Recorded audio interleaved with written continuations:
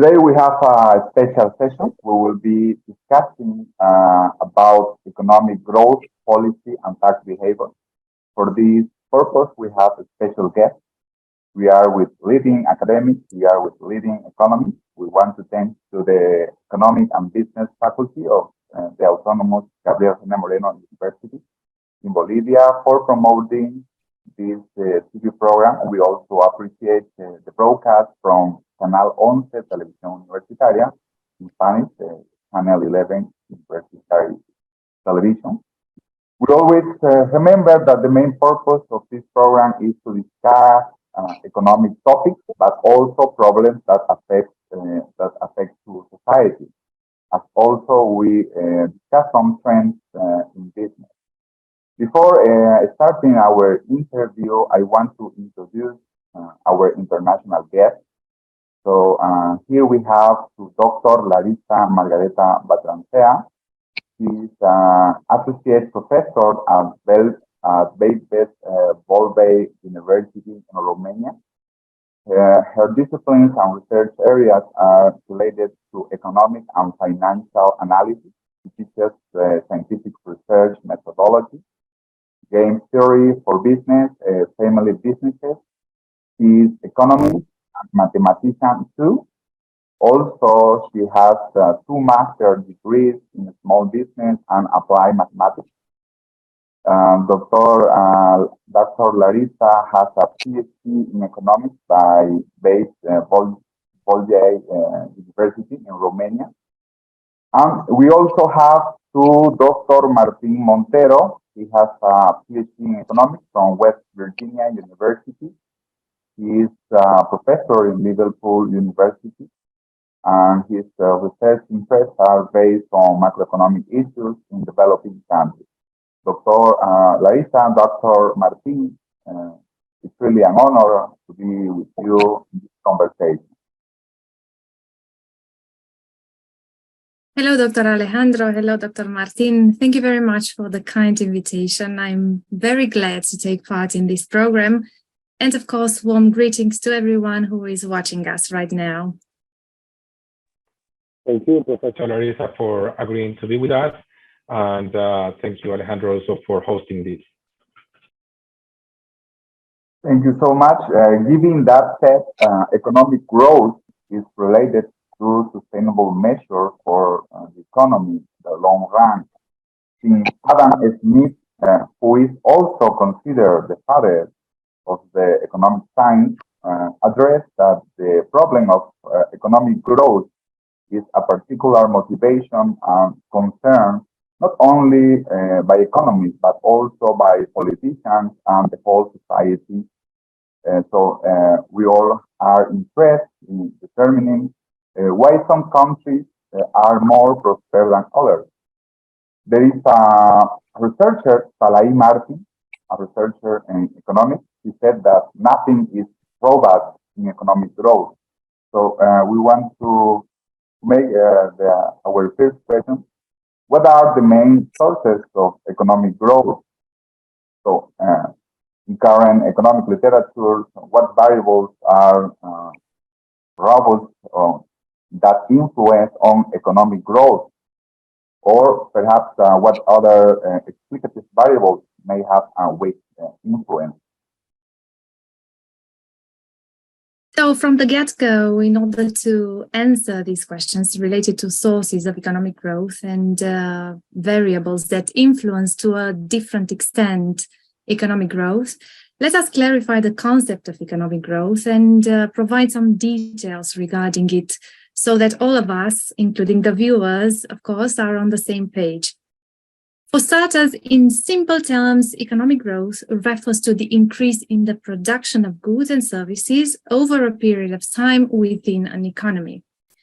Second, economic growth is a goal that matters to all countries, irrespective of their development level, since it brings about a raft of benefits for the country. For example, it positively impacts national income, employment, consumer spending, of course, ultimately mitigates poverty.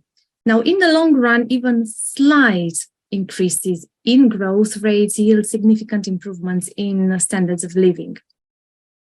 In the same token, economic growth is said to be linked to well-being.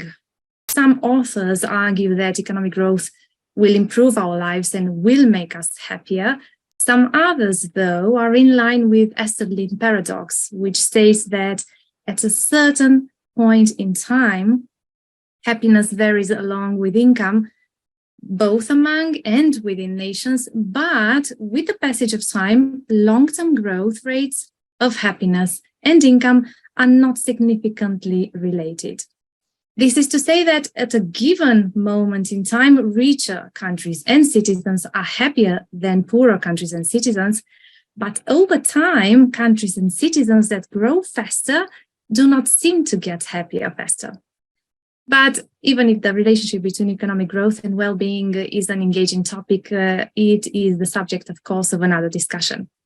Now, the sources of economic growth boil down to productivity. There are three sources or variables driving economic growth, also known as prerequisites of economic growth. So we talk about capital accumulation, human capital and physical capital. Second, we talk about technological change. And third, we talk about natural resources. In terms of capital accumulation, we have this human capital defined as the knowledge and skills one acquires through education, through on-the-job training, through experience. Highly skilled, educated, and well-trained workforces have a direct impact on economic performance because, as well as ensuring quality output, work will be more efficient. Needless to say that here we also aim at growing the size of the workforce, which can be achieved through higher birth rates, immigration. Therefore, not only that we want more people to work, but we also want more skilled, educated, well-trained, and more productive people within the workforce. Conversely, unskilled, underutilized workforces will have the opposite effect, negatively, of course, impacting economies and raising unemployment levels. Within the capital accumulation, we also have the physical capital, meaning equipment, machines, factories, stores, offices, buildings, transport infrastructure. Physical capital accumulation improves labor productivity, increases economic output and efficiency, reduces costs, facilitates international trade, and is used to produce other goods and services, including more capital. The second source of economic growth is the technological change and advancement. This one significantly impacts economic growth as new technologies have the potential to increase productivity and advance economies at lower costs. Some technology, of course, is common knowledge because once it's discovered, everyone can use it. Other technology instead is proprietary, known only by the organization or company that has created it. If productivity improves as a result of new technology, it increases each worker's output and consumption, improving the standards of living. The third source of economic growth consists in the natural resources, such as land, forests, rivers, mineral deposits, oil, both renewable and non-renewable resources. These can boost production capacity and therefore economic growth. Now, natural resources available can make a difference in terms of standards of living between countries which have them and countries which don't. But, and there's a big but here, the key here is proper utilization of natural resources by governments employing the skills and knowledge as well as the availability of labor and technology. For instance, countries in the Middle East, Kuwait, Qatar, benefit from some of the largest oil resources in the world, and they know how to capitalize on this advantage given by the nature. There are, of course, resource-rich Latin American countries registering variable or even negative economic growth. And notwithstanding this huge impact by natural resources, that can be provided towards economic growth, the lack of natural resources does not necessarily hinder productivity and economic growth in countries that know how to make the most of other resources. Take, for example, Japan and South Korea. These are notable examples of countries where their main resource is human capital. And this resource helped them register substantial economic growth, thus becoming industrial powers. The follow-up question would be now, how do we measure economic growth? Well, the most common way to gauge economic growth is through the increase in the GDP. This stands for gross domestic product. And generally, economic growth is expressed in percentage points, and it is determined by computing GDP growth rates or GDP percentage change between two periods, usually 2 years. These growth rates differ between countries. Of course, for example, in the case of high-income countries, the rate was 1.74% in the last 2 decades. Among OECD members, the average growth rate was 1.7% in the same period. Then East Asian countries such as Singapore, South Korea, Taiwan reported a 7% annual growth rate. And at this pace, they say average income would double every 10 years. China reported a 12% growth rate in the last 2 decades. And in sub-Saharan Africa, average income remained unchanged for many years. Which is the explanation for such a gap? Well, one potential explanation is the so-called catch-up effect. In poor nations, the rudimentary working infrastructure yields low productivity. As an effect, small investments in the working infrastructure engender considerable increases in productivity.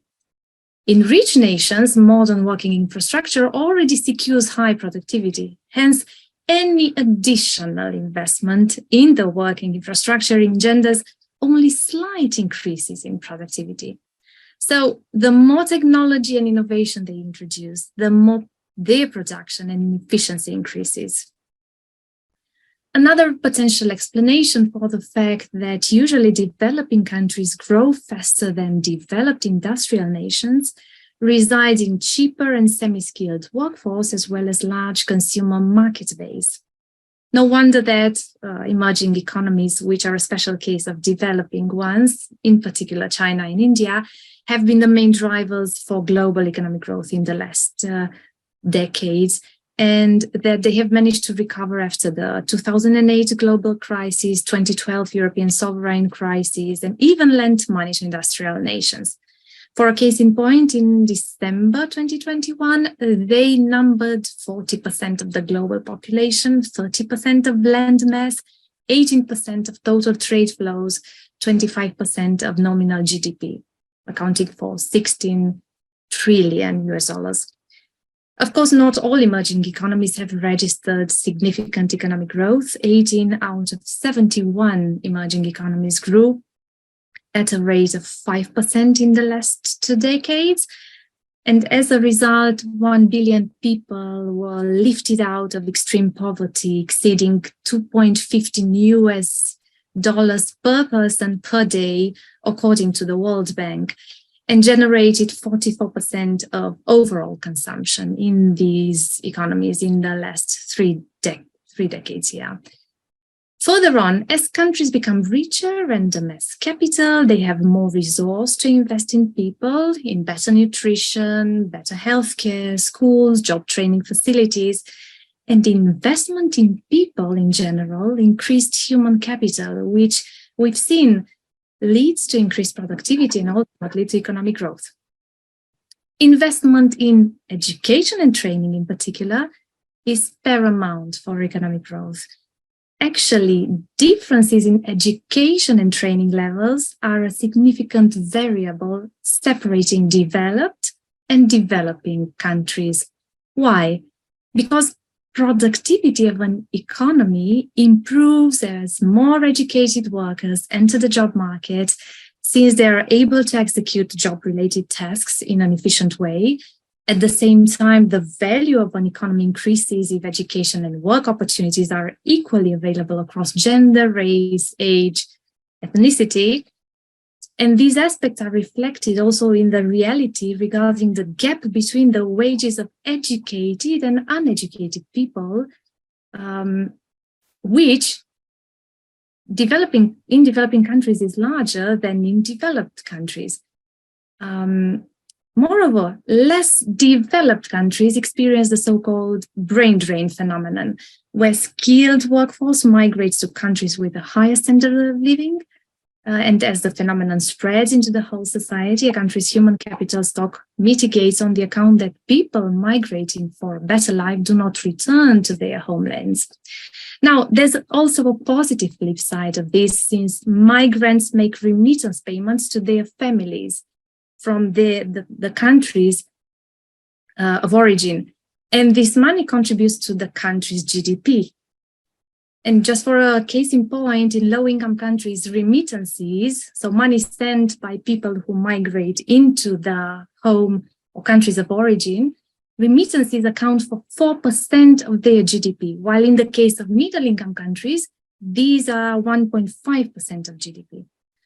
According to Migration Data Portal, the top 5 countries in 2022 in terms of remittances sent by citizens abroad were India, 100 billion current US dollars, Mexico, 60 billion, China, 51 billion, the Philippines, 38 billion, Egypt, 32 billion. And by means of transfers, they increase the international exposure, of course, of the country of origin and motivate companies from the country where they reside and work to invest in their country of origin. Now, besides supporting education, public authorities must also invest heavily in healthcare and nutrition. The reason is straightforward. When people are healthy, they achieve more and are more productive and can work to secure better standards of living for themselves and their families. In addition, by being healthy, they do not put a pressure on healthcare systems that are generally underfinanced. A striking, very nice example on the link between nutrition, healthcare, and long-term economic growth was presented by the economic historian Robert Fogel. In 1780, in Great Britain, he said, 1 in 5 people could not perform manual work because of malnutrition. The ones who could work were not productive because of low calorie intake. With time, though, work productivity and economic growth improved as nutrition improved. So, on top of very low investments in education and training, in health and nutrition, developing economies register some other shortcomings, such as less developed manufacturing bases, rudimentary infrastructure sometimes, and lower living standards.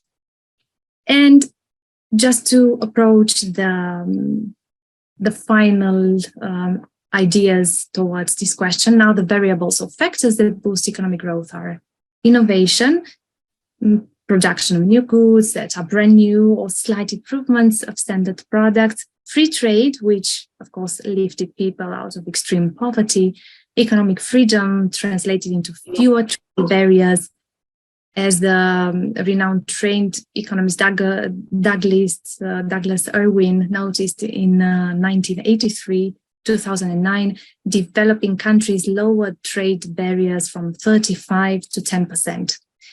To conclude, Paul Romer, 2018 Nobel Prize in Economics laureate, stated, economic growth occurs when people take resources and rearrange them in ways that are more valuable.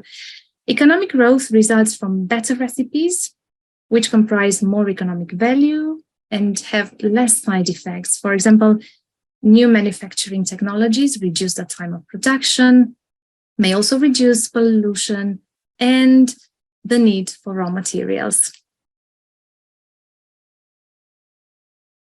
Thank you, Dr. Larissa. Even this process of economic growth, perhaps according to Sustainable Development Goals, so is it possible to achieve more green policies, more investment, less pollution, and more economic growth? And perhaps the main question, how is it possible to get it? Well, this would be an ideal outcome, the sort of holy grail in economics and policy at the global level. In my view, achieving this is a long-term goal spreading across various decades. It's a transition process. The matter of substantially reducing pollution while increasing economic growth depends on how fast various manufacturing industries will implement non-polluting and less polluting productions technologies. It also depends heavily on the innovation capacities of certain industries to replace traditional technologies with the newer environmental friendly ones. Nevertheless, countries around the world have started this transition through programs and substantial investments. Numerous countries in the European Union aim to be climate neutral by 2050. And let's take, for example, two telling examples, Finland and Germany. Finland's integrated energy and climate plan includes numerous policies and measures through which the country plans to become carbon neutral by 2035 and be the first fossil-free welfare society. The country plans also to reduce most of the emissions in relation to transport, especially road transport, as they will support the purchasing of electric cars, encourage the use of public transport, cycling and walking.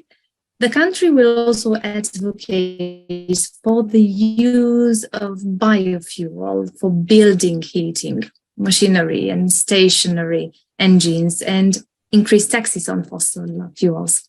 Germany, in July 2022, approved the creation of a climate and transformation fund of $180 billion in order to accelerate the shift to a cleaner economy, less dependent on Russian energy supplies.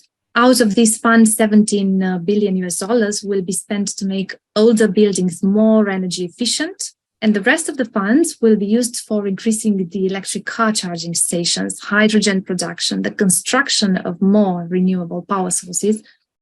And the activities will mainly benefit from these funds that are related to energy, transport, and energy. Okay, thank you, Dr. Larissa. We have an interesting session.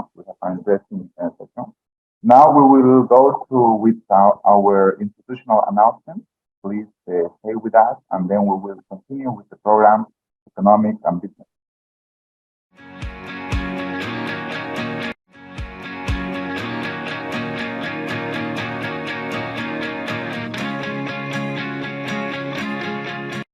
Okay, continuing with the program, Economía y Negocios, or Business and Economics. Now we will go to Martín Montero. Dr. Martín, please, do you want to make any general comment, or perhaps do you have any question for Dr. Larissa? Sure, thank you. And thank you, Professor Larissa, for such a great explanation. It was very clear, and I really enjoyed it as well. So I do have one question. When you were talking about the causes for economic growth, you mentioned capital accumulation, technology, natural resources. But I am wondering, where would you place institutions? For instance, if you think about the change in Romania, right, from a controlled economy to a free market economy, there was no, I mean, from one year to the next, there was no change in natural resources, there was no change in education, there was no change in technology, there was just a change in institutions, right? Moving from the Ceausescu era to a new era of free market. Although you mentioned the importance of free trade, but how important are institutions as a whole? Institutions are very important from the various perspectives. To begin with, macroeconomic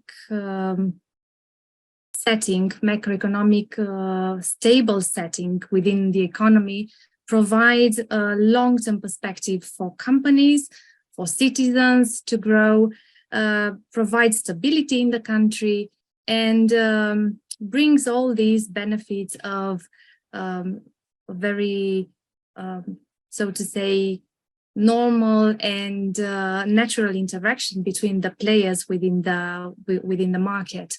So the institutions as a whole. Now, we are also talking about corruption and shadow economy, of course, and the capacity to somehow put them or put a sort of a break towards different acts of corruptions, or have different little institutions that take care of people that engage in acts of corruption or money laundering or money embezzlement and so on, is also important. We have here, because you mentioned Romania, we have here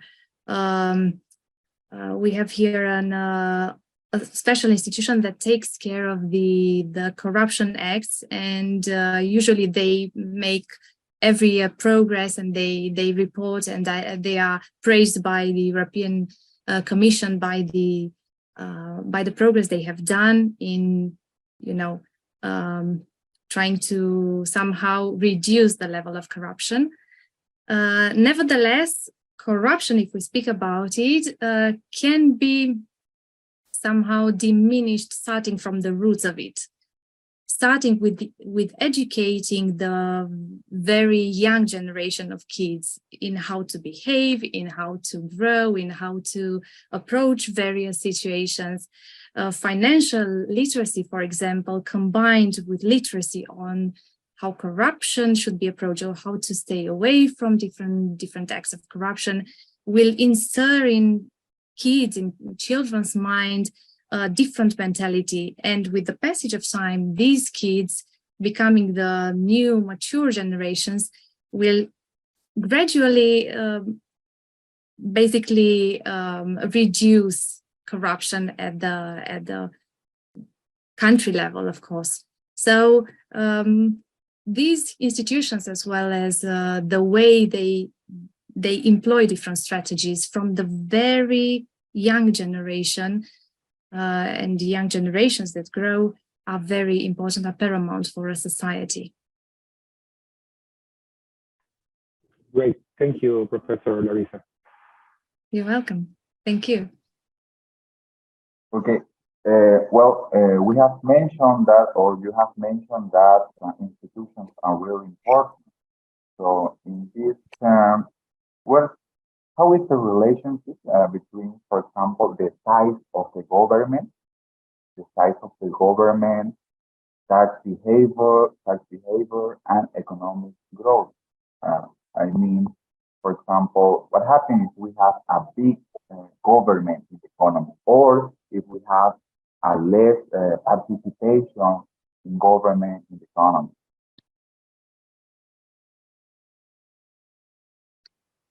Yeah, so the relationship between government and economic growth and, of course, tax behavior, it's basically a connection between taxation policies and economic growth. And such a connection is, of course, very complex, and the evidence is mixed according to literature. For example, the Tax Foundation, a Washington, D.C. based think tank that analyzes US tax policies, published in July 2022 a literature review article on how changes in individual income tax influences economic growth.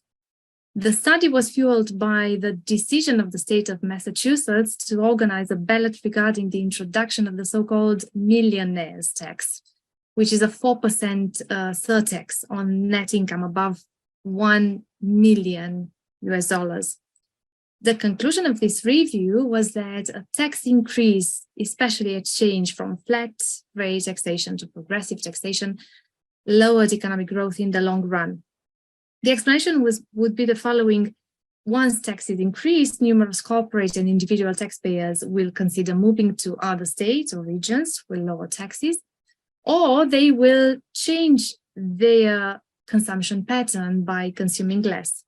And as the demand for certain goods and services drops, production shrinks and ultimately affecting economic growth.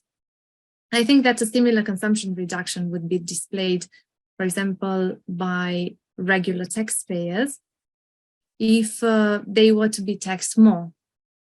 People would focus more on securing their basic needs and would considerably cut unnecessary expenses. And such a behavior, for example, has been observed after the global financial crisis in 2008. And also the 2013 European sovereign debt crisis. Both were followed by substantial tax increases for several years on the account that economic recession, mitigating public funds, and insecurity regarding the payment of salaries and pensions in the public sector was paramount.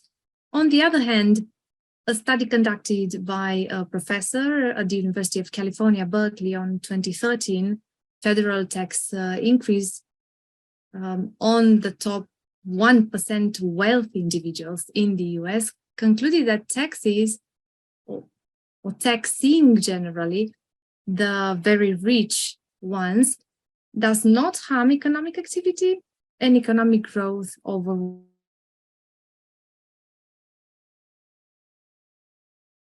In a boost in economic growth. And the US provides, of course, numerous examples in this matter. Following the tax cuts from the Clinton and the Bush and the Trump administrations, economic growth rates remained rather unchanged. Nevertheless, lowering taxation, even for a very short period of time, can then have a positive impact on countries' economic growth, and governments tend to grant tax-free status to investors in certain industries, IT, constructions, farming, renewable energy. We also have here in Romania lots of these tax-free status for various such taxpayers. And this is, of course, to attract capital and to create new jobs. And there is also the special case of tax havens, namely citizens or regions or countries in the world where residents pay no or very low taxes on income, on wealth, on capital, on consumption. And especially nowadays, such locations have increased in popularity and attract more and more fiscal residents and offshore companies for the benefits provided by authorities. And as a result, local economies grow at a faster pace, foreign capital pours in, new businesses are created, demand, of course, for skilled workforce increases, and then the national economy grows. Thank you, Dr. Larissa. You have a published paper and have research the determinants of economic growth for the last half of the century, a panel data analysis on 50 countries. Can you explain us what were your main findings in this research? Yes, sure. So the article published in the Journal of the Knowledge Economy investigated the determinants of economic growth on a sample, as you said, of 50 countries, both developed and developing during the period of 1971 and 2020. The chosen predictors retrieved from the World Bank database were the value added from agriculture, forestry, and fishing, carbon dioxide and nitrous oxide emissions, then domestic credit granted to the private sector by banks, and there was one more, domestic credit provided by the financial sector. Now, according to our results, nitrous oxide emissions had a significant impact on the economic growth, and additionally, a notable result was the one indicating that the influence of nitrous oxide was much stronger than the influence of domestic credit from the financial sector, namely around 30%. And the second result, of course, was according to our expectations, since during most of the analyzed period, investments in clean energy and clean manufacturing technologies were less available and favored as compared to traditional ones. Thank you, Dr. Larissa, Dr. Martin. The time for this interview was really very short. We have many further questions. Dr. Larissa, Dr. Martin, we really appreciate all of your comments and significant contributions. Before we finish our conversation, please, Dr. Martin, I don't know if you have a general comment for this interview. No, I just want to thank Professor Larissa again for her presentation. It was really great, and I invite anyone to look at her CV. She has many papers on taxes, economic growth, and they are very enlightening. So I just want to highlight, going back to what she said at the very beginning of her presentation on the importance of education and free trade and economic freedom to economic growth. I think that's very important in a world in which politicians try to cope everything and lower economic freedom. Professor Larissa, again, thank you very much for this presentation, and I really hope to have you again here. Thank you very much, Dr. Martin, for the kind words. Thank you very much, Dr. Alejandro, for the nice invitation. It was a pleasure, and yeah, that's my pleasure to really join you anytime you would invite me. Thank you so much. Dr. Larissa, Dr. Martin, thank you very much.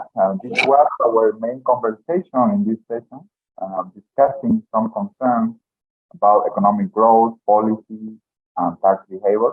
Now we will go to our institutional announcement, and we will continue with our program.